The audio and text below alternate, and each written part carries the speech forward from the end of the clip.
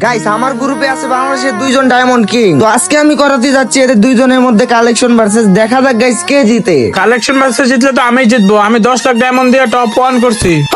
Collection ভার্সেসে আমি জিতবো। আমি টপ 2 ডান দিছি। আর দেখ ব্যাজের মধ্যে আমি গ্লোবাল টপ 1 এ আছি। সি গোল্ডেন ইপোপার আইডি নিয়ে সে টপ 2 করে। আমার কাছে যদি গোল্ডেন ইপোপার আইডি থাকতো তাহলে তো আমি 100 কোটি টাকা খরচ করতাম। ভাই আর মারামারি কইরেন না, কালেকশন ভার্সেস শুরু কইরা দেন। প্রথমে আমি দেখাইতাছি, নে পারলে এই বান্ডিলটা দেখার হাত।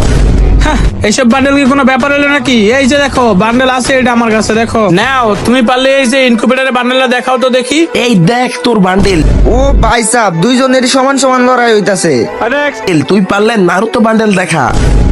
নারুটো বান্ডেল এগুলো কি কোনো ব্যাপার হইলো? কারো দেখাচ্ছি, এই যে দেখো এগুলো তো আমার কাছেও আছে। গাইস, দুইজনের কাছে অনেক রেয়ার রেয়ার আইটেম আছে। কে দিচ্ছে তোমরাই বলো।